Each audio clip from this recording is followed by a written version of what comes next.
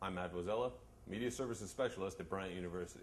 I'm here today to talk to you about the 3 different types of cameras that we offer for rental at our audiovisual office. On a side note, prior to showing you any of the cameras, I would always recommend that you rent a tripod in addition to the cameras. It will always improve your presentation. So let's get right into it. First camera. This is a DVD camera. It operates on a small mini DVD. The benefits of this camera: very easy to operate. The disc can be finalized in the camera, allowing it to be taken out of the camera and played on any DVD player. This is an excellent camera if you're recording a meeting, a presentation, or anything that is not going to require editing, that is to say, cutting out bits and pieces. The second camera is a mini DV camera, not to be confused with mini DVD. This is mini DV. It operates on a very small cassette tape, much like a VCR tape except smaller and in a digital format. This is an ideal camera to be used for editing purposes.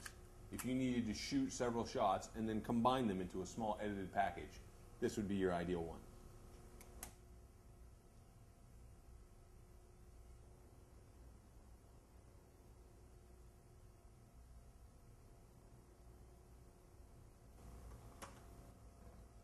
The third and newest addition to our camera lineup is the hard drive camera. This is a neat camera.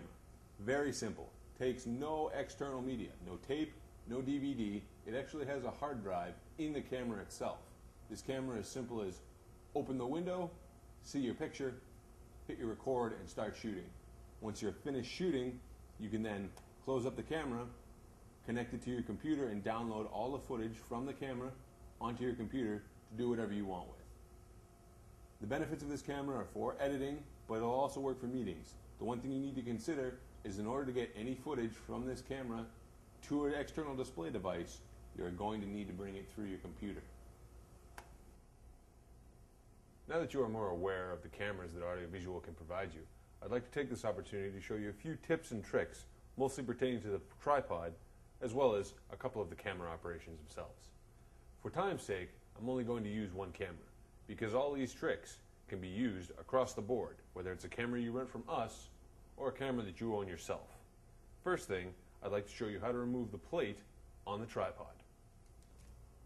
Place your thumb on the removal screw, roll it forward, pick up the plate, push the base plate this way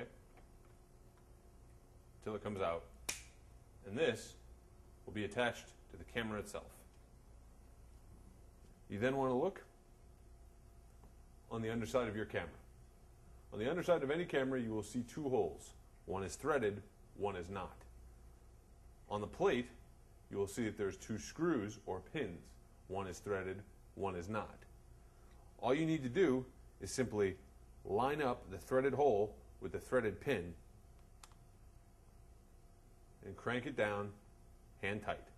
Otherwise, you run the risk of stripping the screw inside the camera itself, thereby destroying the camera and making it unable to mount to the tripod. Once you have attached the plate to the bottom of the camera, it simply needs to be placed in the tripod. Simply push down the plate restrainer. It is lowered, release the thumb, and the tripod is steady. Just like that. Other than mounting them to the tripod, these cameras operate in very different ways. Therefore, there will be a video tutorial on how to successfully operate each one of these cameras. For the time being, just know that there are several things you need to consider whenever operating a camera. First and foremost, where the record feature is. On almost all cameras, it's directly on the back of the camera. Secondly, what type of settings the camera may operate under. These are usually under what's called a control wheel, which is a high point on the camera up here. Not in all places, but on most. Thirdly, what is your display device? In this case, a small LCD screen that is attached to the side of the camera. Something else to consider is the amount of light you have in your shot.